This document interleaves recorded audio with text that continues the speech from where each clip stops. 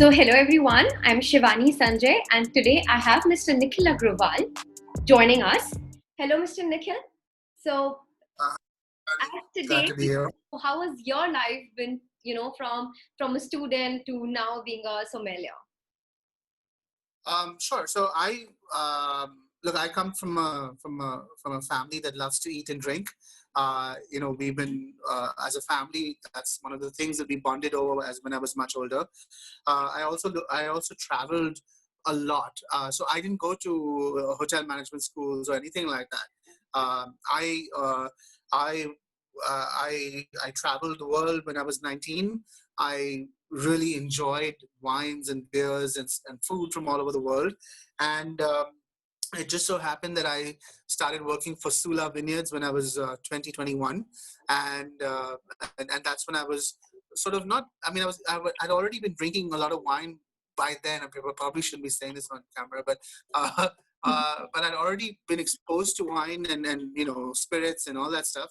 But I took a active sort of educational sort of point of view when I started working at Sula. And with Sula, what happened is I was in charge of the imported wines that were coming into the country, and then eventually also the exports of Sula all over the world. So it exposed me quite nicely to different wines, to different cultures on a work level, and it's very hard to not fall in love with wine. When you're surrounded by wine and the environment that wine creates. I mean, if you're a student-led program, I think a lot of your fellow students will sort of understand that some people are meant for learning through books and academics, but some people learn through experience, and I'm the latter. I learn through experiencing things. So I think for me, the more I travel, the more I learned, and the more infatuated I got with the wine and spirits world. I worked with Diageo for a while, which is the largest which is the largest beverage company in the world by far. And then in 2010, which is 10 years ago, I started All Things Nice.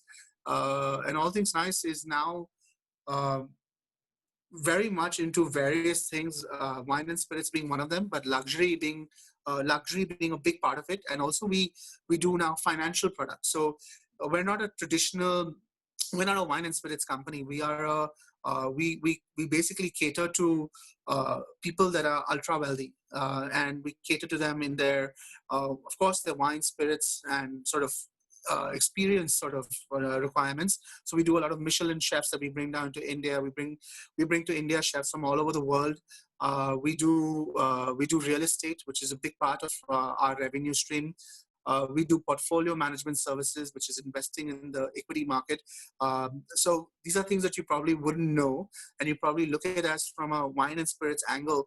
But the thing is that the person that we're reaching out to is sort of very defined, and they enjoy their wine, they enjoy their spirits, and they also enjoy other luxuries in life. And we've decided that as an umbrella brand, all Things Nice, we'd like to cater to that. So my journey has been fun. I uh, I feel, if you look at James Bond, the character, okay, I'm a big James Bond fan. So you know how James Bond travels the world, and he's always at the nice casinos, and he's always drinking well, and all that stuff. I think for people who are in the wine and spirits business, who reach not a certain level, but are sort of writers, or people that have the ability to buy and sell, etc. They live quite a lovely life. I wouldn't have done it any different.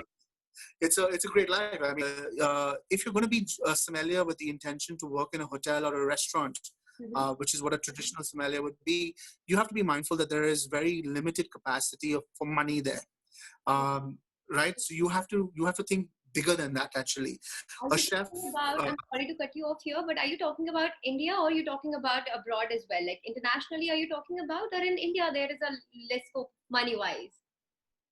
I think in India, I mean, I think globally there is a lot more. See, chefs in India and internationally will always make a lot of money, but the problem with sommeliers right now is that a lot of hotels and restaurants don't put in the effort to have a sommelier in the restaurant. That is a challenge.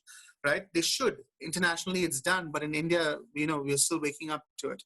Um, uh, it's you have to. A lot of people get into wine because they're so passionate about it, but you have to pay bills. And I think that when you come to that point of your life, you probably would want to think smartly about what your professional careers are. So right now, if anyone's listening and they say, hey, my goal is to be a sommelier at a restaurant, I think you're aiming too low. I think you need to think much bigger than that. That's a wonderful insight, Mr. Nikhil. Oh, and again, there was one more thing that I would want. This is the last question from you, and this would be of as you are an Indian. So how would you ask an Indian person to explore this world more? How would you encourage a person? Yes, because there are very less people who are really interested in even listening about it. There are people who think that these are all the bad habits and stuff. So there's a lot of mentality that has to take into picture as well. But there are a lot of people who are very much interested. There are children who are very much interested in this. They know more about it. And how would you want to give them? What would you want to say them? So one is, we're not talking to children at all. Let children be children. We're talking about young adults who are 20, of legal drinking age. Yeah, of legal drinking age. For those people, I think the best way to learn wine is to try it, to constantly, like for example, if you have a group of friends that you can pull together, and then every Friday night open 2-3 bottles of different styles of wine, then I think that your learning curve will be increased. You can't learn about wine without drinking it, uh, and you have to give multiple grape varieties and multiple styles of wine a choice before you can figure out what works for you. So it's a wonderful world. It's a world that once you get into, you will find yourself wanting to try more and more. And pairing with food is something that I thoroughly enjoy, and I am a big believer in it. But just on its own, as a social sort of social drink, I think wine is the way to go, really. We also offer the those degrees in wines and spirits that are considered good. So in India, you have a lot of people who do WSET courses on wine. We do a course called the Edinburgh Whisky Academy's Fundamental of Scotch Whisky.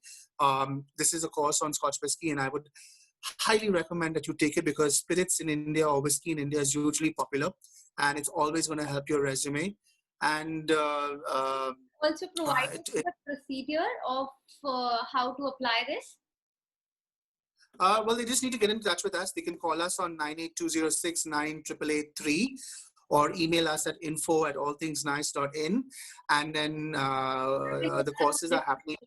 Yeah, I'll put that on my description as well. Yeah, so that's for the Edinburgh Whisky Academy course, and this course can be done online, face to face. It can also be done online, where it's all sort of online. So there's nobody talking to you, but it's done online. And then when things open up, we also do them in classroom form settings. So for the Edinburgh Whisky Academy, it's a great option, and a lot of people from the Horeca business, as well as from our students, are actually taking this on, because if you think about it from the side of a person from an employer point of view, he would rather have somebody who knows the subject than somebody he has to teach the subject. So it's always good to have on your resume. And thank you so much, Mr. Nikhil, for joining today and sharing your experience and expertise on your travel and wine journey.